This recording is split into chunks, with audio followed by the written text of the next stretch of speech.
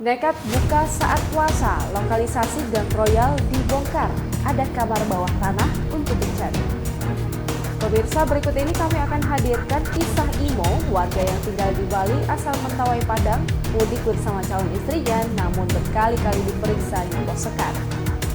Kisah cinta segitiga di balik sate beracun yang tewaskan bocah di Bantul berawal dari tempat salon.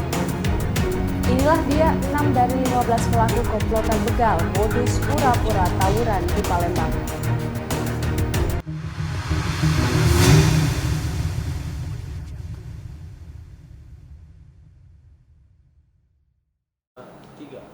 Halo pemirsa Tribun Sumsel Video, senang sekali rasanya kita berjumpa kembali dalam program acara 48 jam bersama saya Eis Ratna yang akan menyajikan rangkuman informasi kriminal di Sumatera Selatan dan sejumlah informasi viral ter-up-to-date. Informasi pertama hari ini kami hadirkan dari Jakarta Utara. Lokasi Gang Royal di kawasan Rawa Bebek Penjaringan, Jakarta Utara digerebek aparat Satpol PP Jakarta Utara. Penggerebekan ini dilakukan lantaran lokalisasi kedapatan masih nekat buka di bulan Ramadan. Saat digerebek, petugas mendapati bilik cinta bawah tanah untuk berkencan. Lokalisasi Gang Royal di kawasan Rawa Bebek Penjaringan, Jakarta Utara digerebek aparat Satpol PP Jakarta Utara karena masih nekat beroperasi di tengah bulan Ramadan. Kafe-kafe yang menyediakan kamar untuk tempat PSK melayani nafsu pria hidung belang pun tak luput dibongkar petugas dalam penertiban sore hingga petang ini. Penertiban berawal saat petugas masuk dari gapura samping Sekretariat RW 13 Kelurahan Penjaringan, Kecamatan Penjaringan, Jakarta Utara. Sekitar pukul 16.40 waktu Indonesia Barat, dari gapura itu petugas gabungan yang berjumlah sekitar 80 orang memasuki gang sempit mengarah ke kafe-kafe Gang Royal. Di kiri kanan gang terlihat beberapa kafe dalam kondisi tak terkunci. Di dalamnya terlihat kosong melompong, hanya ada beberapa kerat minuman keras yang tersisa. Baru beberapa langkah memasuki gang tersebut, petugas melihat ada seseorang yang mencoba kabur dengan cara menaiki tangga ke arah rel kereta. Petugas berteriak ke arah orang tersebut karena tak ada jawaban, akhirnya pintu mengarah ke rel dicoba didobrak dengan menggunakan kursi kayu. Gang Royal sendiri posisinya di bantaran rel kereta perbatasan Jakarta Utara, Jakarta Barat di wilayah Penjaringan. Tiap kafe rata-rata 2 lantai bisa dimasuki lewat bawah alias melalui gapura. Bisa juga dikunjungi lewat atas alias dari pintu-pintu pinggir rel. Satu persatu pintu kafe di pinggir rel tersebut mulai didobrak. Tiap-tiap kafe penghuninya kosong, namun barang-barang di dalamnya masih utuh. Kasur, bantal, kursi, hingga pengeras suara yang biasa digunakan di lokasi prostitusi tersebut tak luput dibongkar petugas. Terlihat beberapa kasur juga masih ternodai bercak-bercak yang diduga bekas sperma. Petugas juga menemukan alat kontrasepsi yang berceceran di beberapa kafe Gang Royal. Ada yang bekas pakai, ada yang masih utuh. Ini ada kamar lagi.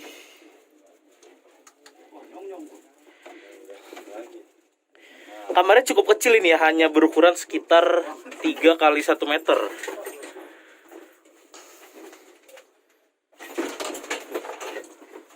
Terdapat berupa tempat penyimpanan. Saya sendiri yang berada di lokasi ini cukup hawanya itu cukup pengap dan sangat gelap ya. Di ruangan bawah tanah di salah satu kafe di Gang Royal ada 3 kamar sekaligus, di sampingnya juga ada kamar mandi ya. Ini dia, bisa dilihat.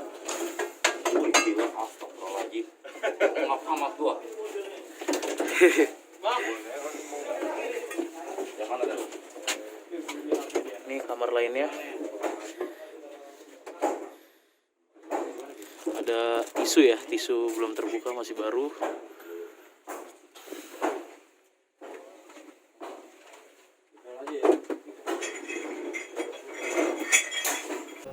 Niat akan menikah di Mentawai Padang, Imo, warga yang tinggal di Bali ini malah berkali-kali diberhentikan di pos penyekatan. Saat melintas di Palembang dan dilakukan pemeriksaan, ternyata surat swab antigen milik Imo serta calon istrinya habis masa berlaku. Dari itu petugas meminta agar keduanya melakukan tes swab antigen kembali. Warga Bali bernama Imo dihentikan laju kendaraannya oleh petugas gabungan di Simpang Nilakan di Palembang, Kamis 6 Mei 2021. Imo berangkat dari Bali bersama Anastasia untuk menuju ke Mentawai, Padang. Tujuannya ke Padang untuk menikah di kampung halaman Imo. Sejak diberlakukannya larangan mudik, menurutnya saat melintas di perbatasan laju kendaraannya selaku diberhentikan petugas dan ditanya secara detil. Setidaknya di setiap pos ia dan calon istrinya tersebut harus menunggu 2-3 jam lamanya. Namun Imo mengaku yakin akan bisa melintas karena berbekal surat-surat dan juga swab antigen yang mereka bawa. Saat melintas di Palembang dan dilakukan pemeriksaan, ternyata surat swab antigen milik Imo serta calon istrinya habis masa berlaku. Dari itu, petugas meminta agar keduanya melakukan tes swab antigen kembali. Awalnya Anastasia sempat menolak, akan tetapi bila tidak mau dites swab, maka mereka diminta untuk putar balik. Akhirnya setelah diberi pengertian dari calon suaminya, akhirnya Anastasia mau melakukan tes swab antigen. Usai melaksanakan tes swab antigen, Imo dan calon istrinya kembali melanjutkan perjalanan. Mereka menuju ke Mentawai, Padang, karena dalam minggu ini juga mereka harus segera tiba di Padang untuk melaksanakan pernikahan secara adat di sana. Imo, ini sama siapa nih? Calon. Ya? Calon nih. Calon. Ini mau kemana kita? Dari mana mau kemana? Ke Padang dari Bali. Dari Bali Ke Padang. ke Padang. Tujuannya ngapain ke Padang? Ini ada pengajuan surat pindah nikah. Oh, ini pindah nikah. Pengajuan nikah di sana. Mau nikah di sana. Nah, tadi selama perjalanan berapa kali di stop? Yang paling banyak di Merak. Di Merak. Semua banyak yang cuma 5 mobil tapi malam tembus. Yang tembus. Nah, kita nunjukin apa aja tuh? Rapid test, surat izin perjalanan, Heeh. sama keperluan apa. Berarti kita stay-nya di Bali ya? Di Bali. Ini jadi tadi diperiksakan suratnya habis nih. Ini disuruh apa lagi nih? Dan rapid testnya aja kebetulan Berakhir. ada luasa 1 hari. Oh, itu. Oh, jadi disuruh rapid test ulang ya? Oh, oke. Terima kasih. Jadi kami melakukan pemeriksaan untuk dalam rangka operasi Ketupat Musi 2021. Yang pada intinya kita melakukan pemeriksaan dalam rangka penyekatan mengantisipasi pemudik-pemudik. Jadi sesuai instruksi bahwa tidak ada yang mudik, jadi kita antisipasi itu dengan melakukan penyekatan di khususnya di wilayah Kota Pati. Selama di lokasi penyekatan ini sendiri, Komandan, apakah banyak yang sudah diputar balikan? Iya, lokasi ini memang lokasi pintu masuk Kota Palembang. Jadi kita pilih lokasi dari pagi, dari tadi malam sampai pagi hingga siang ini sudah banyak yang kita putar balikan. Itu masuk ke Palembang alasannya rata-rata apa, Komandan? Kalau yang kita putar balikan, pada umumnya memang betul-betul mereka mudik. Jadi himbauannya sendiri untuk masyarakat yang akan masuk ke Kota Palembang. Jadi mendasari ya aturan yang ada bahwa di wilayah Kota Palembang juga masih zona merah dan aturan dilarang mudik itu tetap berlaku. Untuk itu bagi masyarakat yang akan mudik untuk menunda mudiknya pada Lebaran tahun ini. Masih ingat dengan sate sianida pembawa petaka bagi anak pengemudi ojek online beberapa waktu lalu? Kejadian memilukan bagi keluarga pengemudi ojek online ini diduga dilatar belakangi oleh kisah cinta segitiga antara si pengirim dengan sasaran yang dituju, yakni seorang polisi berinisial T. Berikut ini kami hadirkan informasi selengkapnya kisah cinta segitiga pengirim sate sianida yang berawal dari tempat salon. Persoalan asmara menjadi penyebab wanita berinisial NA pengirim sate beracun untuk pria pujaan di Bantul, Yogyakarta. Diketahui sate beracun yang awalnya dikirim untuk memberi pelajaran kepada pria bernama Tommy justru menyebabkan orang lain meninggal dunia. Sate beracun tersebut tidak sampai kepada Tommy tetapi dimakan anak dan istri driver ojek online bernama Bandiman setelah orang yang dituju tidak berada di rumah. Akibatnya, anak Bandiman berinisial NFA yang masih berusia 8 tahun meninggal dunia pada Minggu 25 April 2021. Kasus tersebut bermula dari persoalan asmara. NA yang bekerja di sebuah salon diketahui menyukai pria bernama Tommy. Namun belakangan Tommy menikahi perempuan lain. Sakit hati ditinggal sang pujaan, NA pun kerap bercerita kepada pria berinisial R yang diketahui menaruh hati kepada NA. Tommy dan R diketahui bersama-sama pelanggan di salon tempat NA bekerja. Meskipun R merupakan teman dekat, tetapi NA tak menyukai R dan lebih memilih Tommy. NA mengaku kepada polisi, R sering mendengar curhatannya termasuk soal cinta kepada Tommy.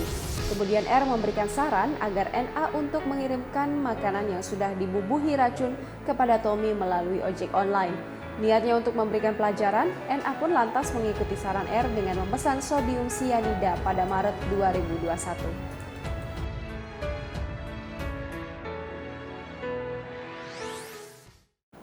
Pura-pura tawuran, namun ternyata hanyalah modus para begal di Palembang. Kini 6 dari 15 pelaku komplotan begal tersebut telah diamankan pihak Unit 1 Subdit 3 Jatan Polda Sumsel. 6 tersangka begal pakai modus pura-pura tawuran diamankan Unit 1 Subdit 3 Jatan Polda Sumsel pimpinan Kanit AKP Willy Oscar di tempat yang berbeda. Saat beraksi, mereka ini biasanya bergerombol.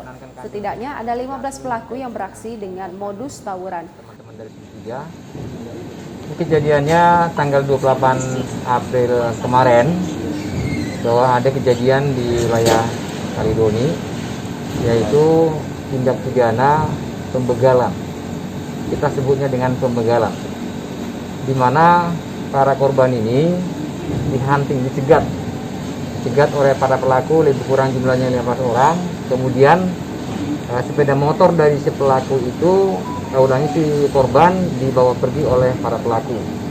Sedangkan para pelaku ini sendiri, hasil identifikasi kita masih relatif anak-anak, masih anak di bawah umur. Rata-rata di antara umur 15 sampai 18 tahun. Nah, jadi dari hasil pengungkapan tersebut, tim kita berhasil mengamankan 6 pelaku.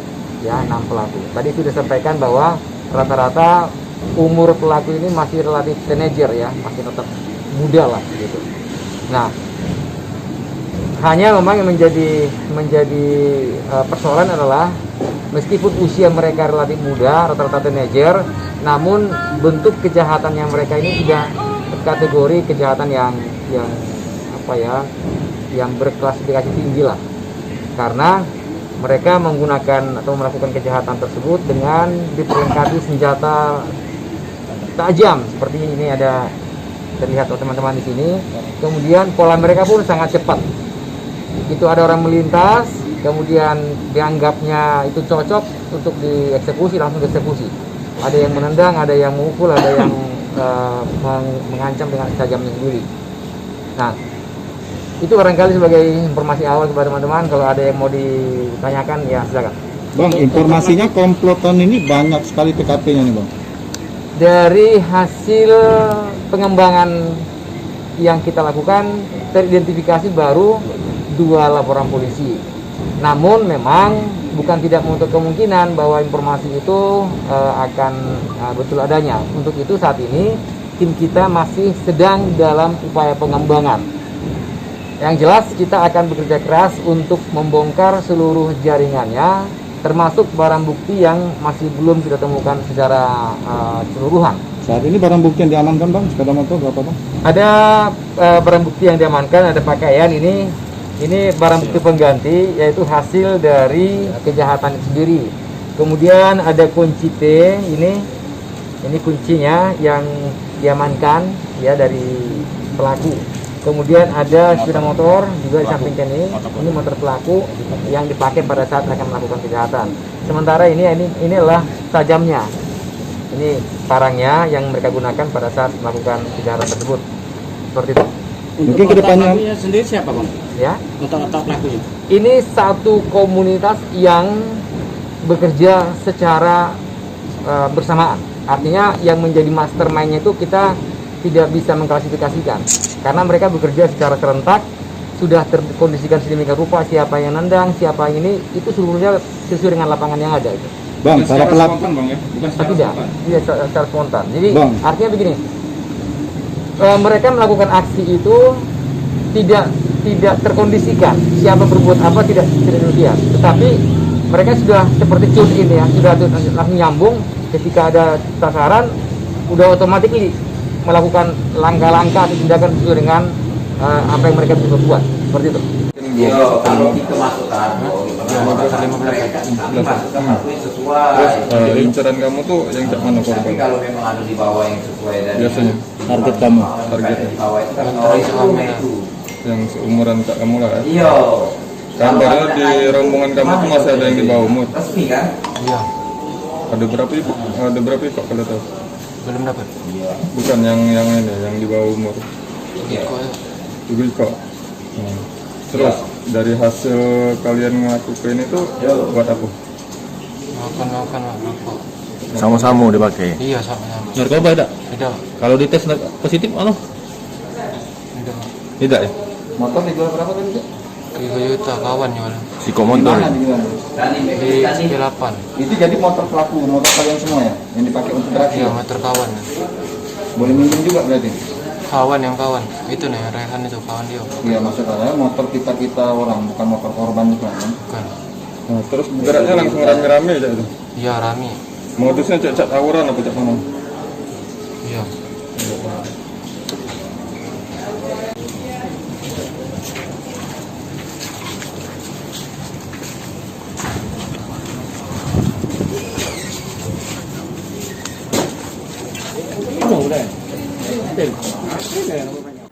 Itu dia tadi pemirsa beberapa informasi kriminal dan viral yang berhasil kami rangkum untuk Anda saksikan.